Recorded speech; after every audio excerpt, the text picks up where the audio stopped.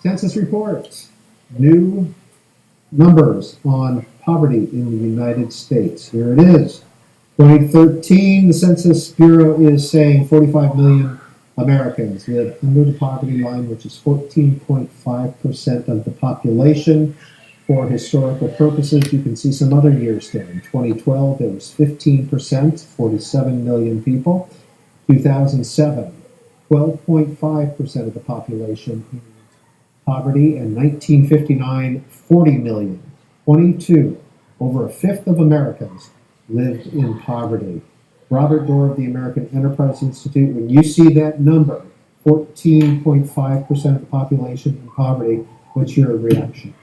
I'm discouraged and disappointed. Not only are we worse than we were in 2007, we're significantly worse than we were in 2000. Poverty was at 11.3%.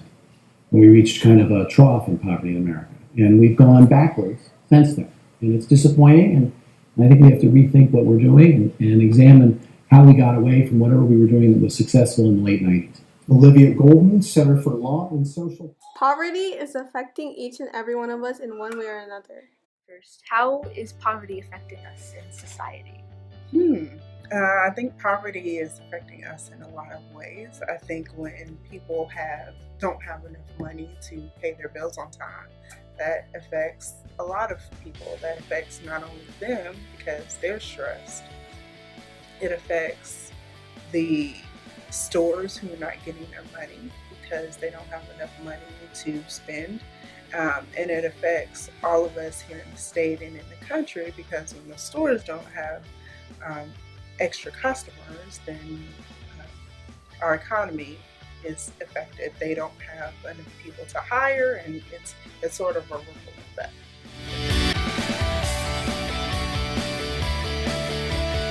Child poverty rate in Georgia is 27%.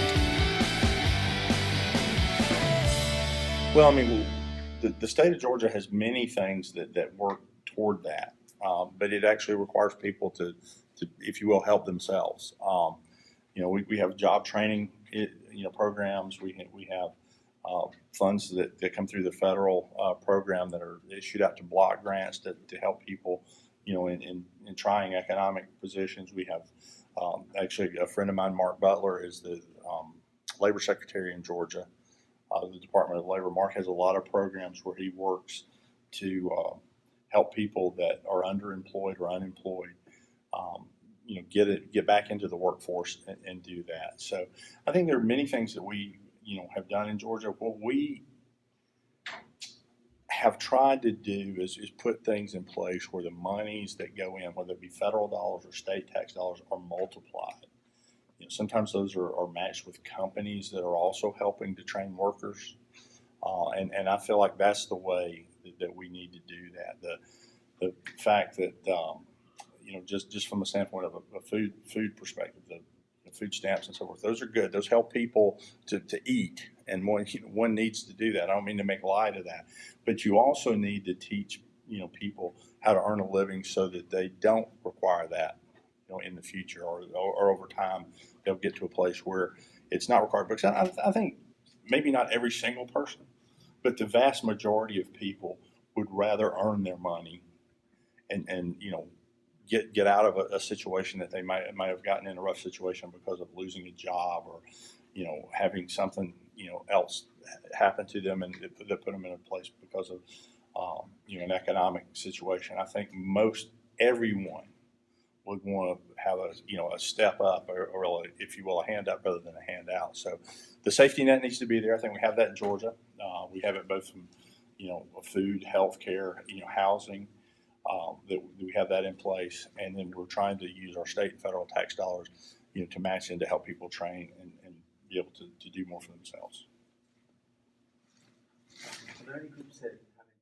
10FN is an organization that Georgia and other states have created through a block grant that they received from the federal government.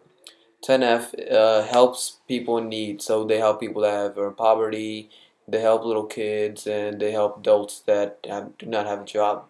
Now, Georgia has used the money in several ways. The federal government now gives states a block grant. Georgia has this grant. We get about $330 million. per year.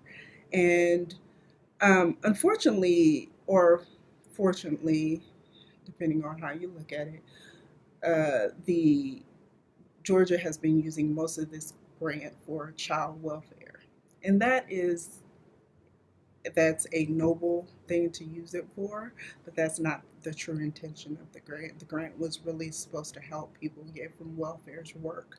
So there's definitely some more things that we could do to use TANF to educate people, which we're doing a little bit, but we could increase it so that we have less poor people in the long run.